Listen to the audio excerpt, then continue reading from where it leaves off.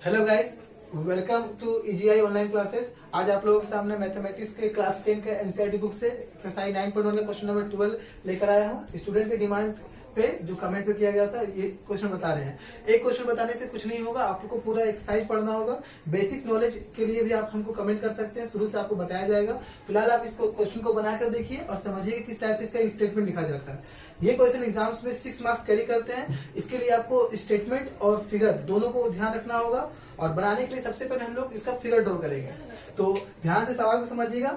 Bilingual तरीके से बताएंगे, यानी हिंदी इंग्लिश दोनों में। सबसे पहले हम लोग इंग्लिश में समझते हैं, फिर हिंदी भी समझने की कोशिश करेंगे। तो जैसा कि लिखा हुआ है, from the top of a 7 metre high building. तो आपको जब पता है कि कोई भी बिल्डिंग एक फ्लोर पे खड़ी होगी, यानी सबसे पहले हम लोग अपने मन से बना लेंगे एक floor, that is a foot of place. अगर ये फ्लोर ए भी हम लोग बना चुके हैं, तो इसके ऊपर एक बिल्डिंग खड़ा करना है जो कि 7 मीटर हाई है। तो हम लोग 7 मीटर हाई बिल्डिंग मान लेते हैं कि इतना होगा 7 मीटर। इसका नाम सी देते हैं। ये हो गया आपका building, BC is building and A B is the floor. आगे हम लोग चलेंगे तो यहाँ लिखा हुआ the angle of elevation of the top of a cable tower is 60 degree. अब यहाँ पे डिस्कशन थोड़ा मुश्किल हो जाता है कि केबल टावर हो टावर हो। टावर हमेशा लॉन्ग लेना होता है। बहुत सारे केसेस में हम लोग समझते हैं कि केबल टावर छोटा होता है, लेकिन केबल टावर का फाइनाइट हाइट नहीं है। इसलिए हम लोग केबल टावर या कहीं भी टावर का नाम आएगा, आप समझ जाइए कि उसे लॉन्गेस्ट साइड लेना है। तो जितना बिल्डिंग भी है उससे बड़ा आपको लेना पड़ेगा केबल टावर। और इसके सामने क्यों रखे हैं? क्योंकि इसके सामने रखेंगे तभी एंगल ऑफ एलिवेशन बनना शुरू होगा। तो इसका नाम अगर हम डी दें तो कह सकते हैं कि एडी इज केबल टावर, जिसका हाइट हम लोग पता नहीं है, जो हम लोग लास्ट में डिस्कस करेंगे। और इसके बाद हम लोग चलेंगे तो यहाँ पे जैसा लिखा हुआ एंगल को समझना होगा। The angle of elevation of the top of cable tower. अगर दिए केबल टावर है तो हम लोग कह सकते हैं कि इसका टॉप का नाम क्या होगा। इसको स्ट्रेट बना लीजिए। If D is cable tower then its top is D and its bottom is A. और इसी के कारण हम लोग को इसके टॉप से एंगल ऑफ एलिवेशन बनाना है। तो इसका टॉप डी से एंगल ऑफ एलिवेशन बनाने के लिए हमें इसे इस टाइप से मिलाना पड़ेगा, सी से। लेकिन कोई भी एंगल इसके फ्लोर पे बनता है, जो फ्लोर पता ना हो तो इसको भी अपने मन से एज्यूम कर लेना है कि ये आपका फ्लोर हो गया। और एंगल ऑफ एलिवेशन बोला गया 60 डिग्री, दैट इज यहाँ पे बना है 60 डिग्री। इसका नाम हम लोग अपने मन से ई रख लेते हैं। नेक्स्ट हम लोग समझेंगे इसमें कि नेक्स्ट एंगल क्या दिया हुआ। जैसा इसमें लिखा हुआ है the angle of depression of its foot is 45 degree. Angle of depression का मतलब होता है up to down angle. Angle of depression of its foot, that is cable tower का फुट। केबल टावर का फुट ए को कहेंगे। Angle of depression बनाने के लिए हमें ऊपर की ओर देखना होगा, जो कि हम सी पे देखेंगे, और ऊपर से ही एंगल बनेगा, यानी कि ये हो गया आपका 30 डिग्री। बट हमेशा angle of depression angle of elevation बन जाता है अगर आप पैरेलल लाइंस देखिएगा। 45 डिग्री, सॉरी 45 डिग्री। देन अगर ये 45 है तो ये भी कितना हो जाएगा 45 डिग्री। इस हिसाब से हम लोग कह सकते हैं कि लगभग हम लोग पास फिगर तैयार है। एक छोटा सा डिस्कशन ये भी कर लीजिए आप कि यहाँ जितना इसी का साइड होगा उतना ही ए बी का वैल्यू होगा। और अगर ये 7 मीटर है तो ये भी 7 मीटर होगा, ई टू ए। अब इतना कुछ पता होने के बाद हम लोग स्टेटमेंट लिखना शुरू करेंगे। तो जैसा आपको डिटरमाइन करने कहा जाएगा वैसा statement. Determine the height of the tower, that is हम लोग को लेट करना होगा हाइट ऑफ द टावर। यदि आपको ये हिंदी में समझना हो तो हिंदी में बता देते हैं दोबारा। सवाल था आपका 7 मीटर ऊंचे भवन के शिखर से केबल टावर के शिखर का उन्नयन कोण 60 डिग्री है और इसके पाद यानी आधार का अवनमन कोण 45 डिग्री है। टावर की ऊंचाई ज्ञात कीजिए। यानी कि आपको एक भवन दिया हुआ है 7 मीटर का, उसके सामने केबल टावर, टावर जब भी बोले तो बड़ा बनाना है, जिसका ऊपर का भाग से जो कोण बन रहा है वो 60 डिग्री उन्नयन बन रहा है, और नीचे वाला भाग यानी तल यानी आधार से बन रहा है 45 डिग्री अवनमन। और इसी के साथ हमको पूछा गया है कि टावर कितना ऊंचा होगा। तो टावर का ऊंचाई पूछा अंतिम में। यहाँ बोला find the height of the tower, तो हम लोग वैसे ही लेट करेंगे find the height of the tower. Tower बोलिए या फिर केबल टावर बोलिए, बात एक ही है। तो अगर हम टावर का बात करें तो टावर का नाम यहाँ पे है डी ए, यानी हिंदी में बोलेंगे इसे किसकी ऊंचाई, तो टावर की ऊंचाई। टावर ही बोल सकते हैं, केबल टावर ही बोल सकते हैं। तो हम लोग क्या टावर की ऊंचाई मान लेंगे डीए को कितना के बराबर। तो कोई भी चीज का ऊंचाई निकालना तो हम उसको एच मानते हैं। और ध्यान रहे हाइट पूरा का पूरा होगा डी टू ए। तो ये एच मीटर में है इसलिए मीटर मान लेते हैं। अब उसके बाद जो दिया हुआ चीज होता है, गिवन होता है, उसे भी लिखना पड़ता है। ये 7 मीटर किसका वैल्यू गिवन है, तो ये है हाइट ऑफ द बिल्डिंग, यानी हिंदी में कहेंगे भवन की ऊंचाई। तो height of building that is भवन की ऊंचाई। उसके नाम को समझेंगे तो भवन की ऊंचाई को देखा जाए तो उसके नाम है यहाँ पे बीसी। तो बीसी लिखेंगे जो कि किसके इक्वल है, तो वो 7 मीटर के इक्वल है। इसके बाद हम लोग कह सकते हैं कि जो एंगल्स दिया उसे समझते हैं। एंगल यहाँ दो टाइप का है, angle of elevation, angle of depression, उन्नयन और अवनमन दोनों है। तो जब भी दो टाइप का कोण आपको दिखेगा तो वहां लिख दीजिएगा angle of elevation is always equal to angle of depression by alternate interior angle.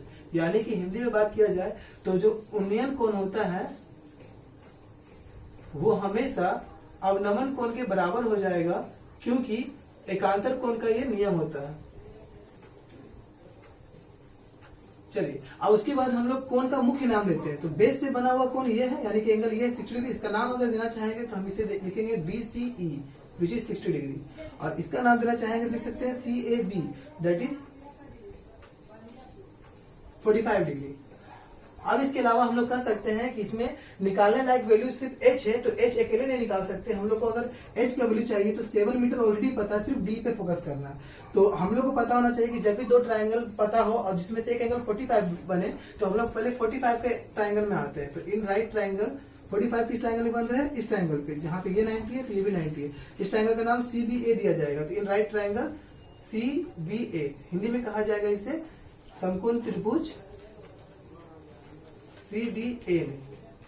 आप इसमें ध्यान दीजिएगा, तो अगर इस ट्रायंगल को अलग कर लेते हैं तो आपको ज्यादा प्रॉफिट होगा। यहाँ 45 डिग्री बन रहा है और यहाँ पे C नाम है, यहाँ B नाम है और यहाँ पे नाम है A। इस हिसाब से कह सकते हैं कि हमको यहाँ पे 7 मीटर गिवन है। और कभी भी आपका बिल्डिंग और टावर का क्वेश्चन हो तो कभी भी उसमें हाइट इंक्लूड नहीं होता है। दैट इज ये P है और नीचे वाला को B कहेंगे। P और B केवल 10 में आता है, इसलिए हम लोग 10 थीटा लेंगे।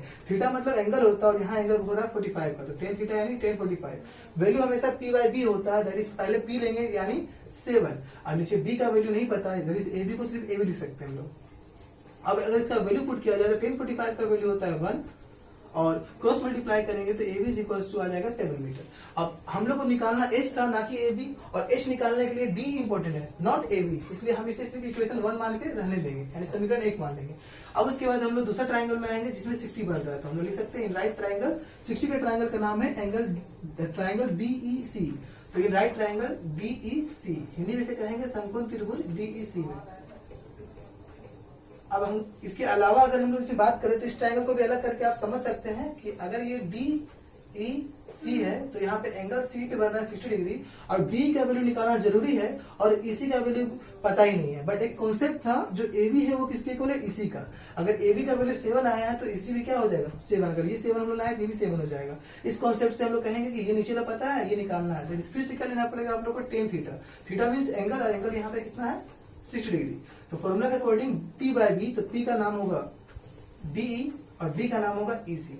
बट जैसा आपको बताया जा रहा है वैल्यू पुटिंग में, इसका वैल्यू √3, D का वैल्यू निकालना जरूरी है और EC का वैल्यू दिमाग लगा लीजिए, EC का वैल्यू AB के इक्वल और AB आया किसके इक्वल 7 के इक्वल। इस हिसाब से आप यहाँ दिखा दीजिएगा कि DE जो था AB के इक्वल था और AB था 7 के इक्वल।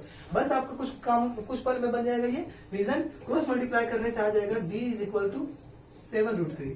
अब हम लोग को अकॉर्डिंग टू क्वेश्चन चलते हैं। हम लोग को केवल हाइट निकालना है, हाइट यानी कि DA निकालना है और DA किसको इसको मिलाकर बना है तो DE प्लस EA। और फिगर को देख के बता सकते हैं कि D का वैल्यू ऊपर निकाला गया 7√3 और EA का तो दिखा हुआ है 7। दोनों में अगर 7 को कॉमन लिया जाएगा तो आ जाएगा √3 प्लस 1। फाइनली हाइट निकल चुका है। बट सबमिशन हमेशा अच्छे से करना होता है, दैट इज हम लोग को लिखना पड़ेगा कि क्या निकला है। तो हाइट किसे माने थे, जो लेट करते वही हैंस में लिखते हैं। यानी हाइट माने थे हम लोग, यानी H माने थे हाइट ऑफ टावर। टावर बोलिए या फिर बोलिए केबल टावर, बात देखिए। तो हाइट ऑफ टावर हिंदी में बोलेंगे टावर की ऊंचाई। टावर को हिंदी में मीनार भी कहते हैं। तो टावर की ऊंचाई को यानी H का वैल्यू हम लोग निकाल चुके हैं 7 इंटू √3 प्लस 1। एक खास बात यह है कि CBSE बोर्ड में आप लोग को परफेक्ट आंसर यानी कि अप्रोक्स आंसर पूछेगा, तो थोड़ा सा रफ वर्क करके आप परफेक्ट आंसर भी लिख सकते हैं। कैसे, तो 7 इंटू √3 प्लस 1 दैट इज 7। √3 का वैल्यू होता है 1.73 और 1 का 1। जैसे सॉल्व कीजिएगा तो 7 इंटू इसको ऐड करने को होगा 2.73 और जब मल्टीप्लाई करना हो तो ज्यादा मेहनत मत कीजिएगा, सिर्फ और सिर्फ ऊपर के नंबर्स को मल्टीप्लाई कर देंगे। 7 3 21 कैरी 2, 7 7 41 49 9 और 2 51 कैरी 5 और ये हो जाएगा आपका 19। नीचे 100 दैट इज 19.11। क्यों लिख रहे हैं ऐसा, क्योंकि आप लोग को CBSE बोर्ड में परफेक्ट आंसर भी पूछता है। तो आप 7 इंटू √3 प्लस 1 लिख सकते हैं और 19.11 मीटर भी लिख सकते हैं। दोनों आंसर आपके लिए सही होगा। इसे बनाने का जो प्रोसेस था अगर वो समझ में ना आए तो अलग से आप कमेंट करें, आपको बता दिया जाएगा बेसिकली। चलिए उतार लो। अच्छा, इसमें